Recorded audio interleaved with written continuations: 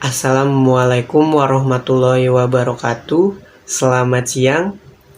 Yang terhormat kepada dosen pengampu mata kuliah Filsafat Ilmu, Bapak Bayu Ardiansyah, beserta teman-teman sekalian yang berbahagia. Kami dari kelompok 5 ingin mempresentasikan materi Filsafat Ilmu dengan materi sejarah perkembangan ilmu pengetahuan. Sebelum kita memulai materinya, izinkan saya memperkenalkan nama kelompok saya. Saya sendiri, Novirian Pratama. Yang kedua ada Dwi Amelia. Yang ketiga ada Audina Nurhamida. Yang keempat ada M. Rizal Permana. Baik, kita mulai ke materinya. Yang pertama ada latar belakang. Filsafat merupakan induk dari segala ilmu. Dengan demikian, ranah dari filsafat sangatlah luas. Pembagian mengenai filsafat sangatlah beraneka ragam.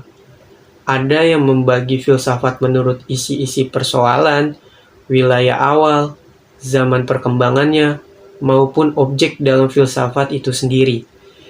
Karena filsafat merupakan kebebasan dalam pola pikir, seiring dengan perkembangan zaman dan pola pikir manusia yang semakin pesat, perkembangan ilmu pengetahuan dalam bidangnya, tercapailah suatu kehidupan baru untuk menunjang perkembangan teknologi dan informasi. Baik, selanjutnya akan dilanjutkan oleh rekan saya. Selanjutnya saya akan menjelaskan tentang zaman purba 15 SM sampai 7 SM. Ada 3 poin, yaitu sebelum abad ke-15 SM, utama pada zaman batu. Yang kedua, pengetahuan yang bersifat praktis. Yang ketiga, batu sebagai peralatan. Perkembangan pengetahuan dan kebudayaan manusia pada zaman purba dapat diruntuh jauh ke belakang, bahkan sebelum abad ke-15 SM, terutama pada zaman batu. Pengetahuan pada masa itu diarahkan pada pengetahuan yang bersifat praktis, yaitu pengetahuan yang memberi manfaat langsung kepada masyarakat yang berkisar antara 4 juta tahun sampai 20.000 tahun SM, disebut juga zaman batu. Selanjutnya, pengetahuan di zaman purba. Secara umum dapat dinyatakan bahwa pengetahuan pada zaman purba ditandai dengan adanya 5 kemampuan, yaitu 1. Pengetahuan didasarkan pada pengalaman atau empirical knowledge. Yang kedua, pengetahuan berdasarkan pengalaman itu diterima sebagai fakta dengan sikap receptive mind. Dan kalaupun ada keterangan tentang fakta tersebut, maka keterangan itu bersifat mistis, magis, dan religius. Yang ketiga, kemampuan menemukan abjad dengan sistem bilangan yang sudah menampakkan perkembangan pemikiran manusia ke tingkat abstraksi. Yang keempat, kemampuan menulis, berhitung, menyusun kalender yang didasarkan atas sintetis terhadap hasil abstraksi yang dilakukan. Dan kelima, kemampuan meramalkan peristiwa-peristiwa fisik atas dasar peristiwa-peristiwa sebelumnya yang pernah terjadi, misalnya gerhana bulan dan matahari. Selanjutnya zaman Yunani 7 SM sampai 6 M. Ada 2 poin. Yang pertama sebagai zaman keemasan filsafat. Yang kedua sebagai ahli pikir terkenal sepanjang masa. Zaman Yunani kuno dipandang sebagai zaman keemasan filsafat. Karena pada masa ini orang memiliki kebebasan untuk mengungkapkan ide atau pendapatnya. Yunani pada masa itu dianggap sebagai gudang ilmu dan filsafat, karena bangsa-bangsa Yunani pada masa itu tidak mempercayai mitologi. Bangsa Yunani juga tidak dapat menerima pengalaman yang didasarkan pada sikap receptive attitude atau sikap menerima begitu saja, melainkan menumbuhkan sikap uninquiring attitude atau suatu sikap yang senang menyelidiki sesuatu secara kritis. Sikap belakangan inilah yang menjadi cikal bakal tumbuhnya ilmu pengetahuan modern. Sikap seperti inilah yang menjadikan bangsa Yunani tampil sebagai ahli pikir terkenal sepanjang masa. Selanjutnya ada aliran pada masa Helenis. Pada masa Helenis ini muncul beberapa aliran berikut. Pertama, Stoicisme. Menurut paham ini, jagat raya ditentukan oleh kuasa-kuasa yang disebut logos. Yang kedua, Epikurisme. Segala-galanya terdiri atas atom-atom yang senantiasa bergerak. Ketiga, misi skeptisisme. Mereka berpikir bahwa bidang teoretis manusia tidak sanggup mencapai kebenaran. Sikap umum mereka adalah kesangsian. Keempat, elektisisme. Suatu kecenderungan umum yang mengambil berbagai unsur, filsafat aliran-aliran lain tanpa berhasil mencapai suatu pemikiran yang sungguh-sungguh. Yang terakhir, neoplatonisme. Paham yang ingin menghidupkan kembali filsafat Plato. Tokohnya adalah Plotinus. Seluruh filsafatnya berkisar pada Allah sebagai yang satu. Segala sesuatu berasal dari yang satu dan ingin kembali kepadanya. K. Breton 1988. Ya, saya akan melanjutkan presentasi dari teman saya sebelumnya. Zaman pertengahan 6 Masehi sampai 15 Masehi ditandai dengan pengaruh yang cukup besar dari agama Katolik terhadap kekaisaran dan perkembangan kebudayaan. Kemajuan dalam masyarakat ini ditandai dengan adanya penemuan-penemuan diantaranya pembaruan penggunaan bajak yang dapat mengurangi penggunaan energi petani. Kincir air mulai digunakan untuk menggiling jagung. Abad ke-13 ada pula kemajuan dan pembaruan dalam bidang perkapalan dan navigasi pelayaran. Kompas mulai digunakan di Eropa. Keterampilan dalam masyarakat.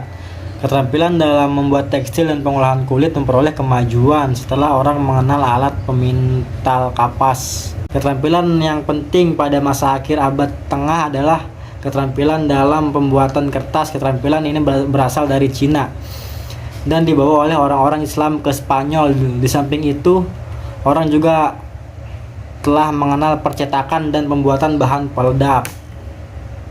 Zaman Renaissance 14 Masehi sampai 17 Masehi merupakan zaman peralihan.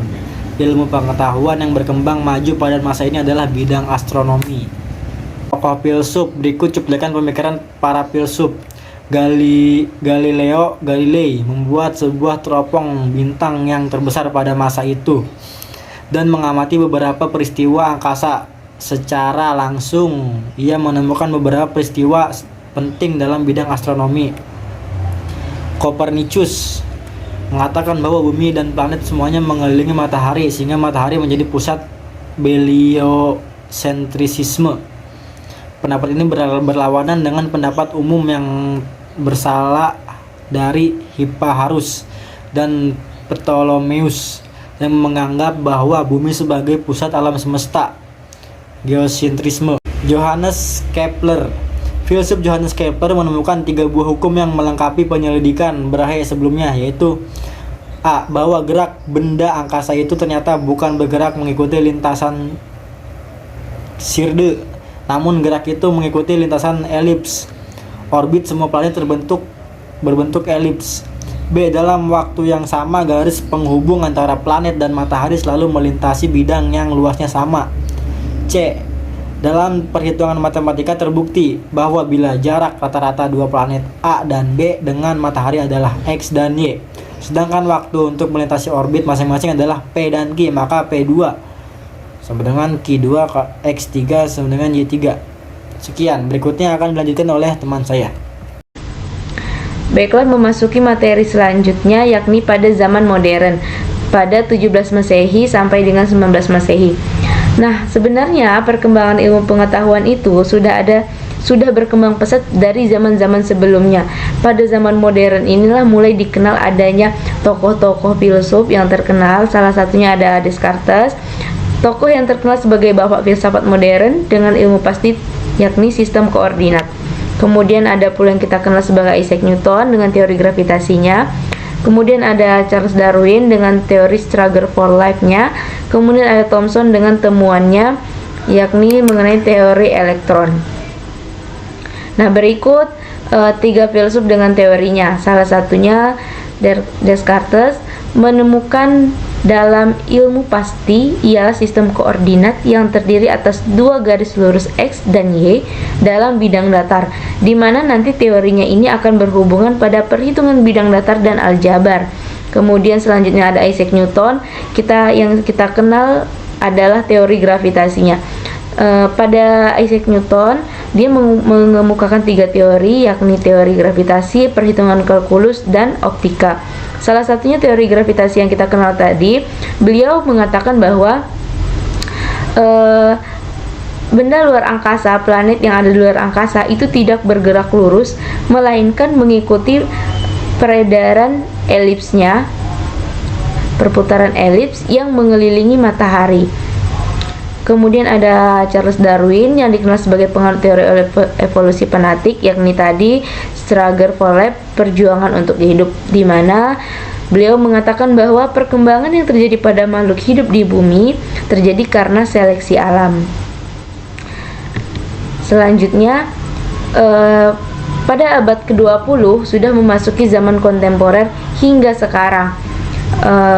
Mulai dikenalnya ada teori fisika, teori alam semesta, dan lain-lain. Kemudian zaman kontemporer ini juga ditandai dengan adanya kemajuan pesat dari teknologi, sampai adanya spesialisasi ilmu. Nah, pada zaman kontemporer ini, pada abad ke-20, salah satu fisikawan termasyhur pada abad 20, yakni Albert Einstein, beliau mengatakan bahwa alam semesta ini tidak berubah status totalitasnya atau bersifat statis dari satu waktu ke waktu. Namun, pada tahun 1929 ada fisikawan lain yang mematahkan teori beliau, yang mengatakan bahwa alam semesta itu tidak statis melainkan dinamis, yang berubah dari satu waktu ke waktu. Nah, ini adalah salah satu contoh perkembangan ilmu pengetahuan yang dikemukakan oleh banyaknya filsuf-filsuf yang terkenal. Salah satunya Albert Einstein, yang tadinya ia mempelajari bahwa alam semesta itu statis. Namun, setelah digali secara dalam, dipelajari secara lebih mendalam lagi, salah satu fisikawan lain bernama Hubble ini mengatakan bahwa bentuk alam semesta ini adalah dinamis, akan berubah dari satu waktu ke waktu. Kemudian salah satunya adanya perkembangan teknologi. Di samping teori fisika, teori alam semesta, dan lain-lain, zaman kontemporer ini ditandai dengan penemuan berbagai teknologi canggih seperti yang dapat kita rasakan pada saat ini. Mulai dari media belajar, kemudian media penyebaran informasi. Pesatnya perkembangan itu sudah bisa kita rasakan sendiri, bahkan bisa kita akses dengan mudah, yakni melalui internet. Selanjutnya ditandai dengan spesialisasi ilmu. Perkembangan ilmu ditandai dengan terjadinya spesialisasi ilmu yang semakin tajam. Jadi ilmuwan kontemporer hanya mengetahui hal yang sedikit, tetapi secara mendalam.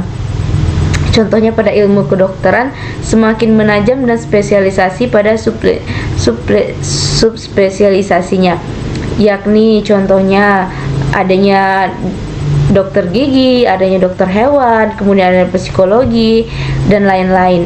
Itu adalah contoh spesialisasi ilmu kedokteran yang sifatnya sedikit tapi secara mendalam. Jadi, dari keseluruhan materi yang sudah kita sampaikan, kita bisa menarik kesimpulan. Pengetahuan pada masa itu diarahkan pada pengetahuan yang bersifat praktis, yaitu pengetahuan yang memberi manfaat langsung kepada masyarakat. Renaissance ialah zaman peralihan ketika kebudayaan abad pertengahan mulai berubah menjadi suatu kebudayaan modern. Manusia pada zaman ini adalah manusia yang merindukan pemikiran yang bebas. Maka disimpulkan ilmu selalu berkembang. Adanya zaman dari waktu ke waktu yang membedakan perkembangan ilmu menjadi suatu tolak ukur sejauh mana ilmu itu berkembang. Dan pada saat sekarang ini perkembangan ilmu itu sudah sangat luas, hingga terspesialisasi tidak luas namun mendalam. Dengan adanya spesialisasi ini tentunya akan menghadirkan pakar yang ahli dalam suatu bidangnya. Terima kasih atas perhatiannya. Kurang lebihnya mohon maaf. Semoga apa yang disampaikan oleh kami kelompok 5 dari awal sampai akhir dapat bermanfaat untuk kita semua. Wabillahi taufiq wal hidayah. Wassalamualaikum warahmatullahi wabarakatuh. Terima kasih.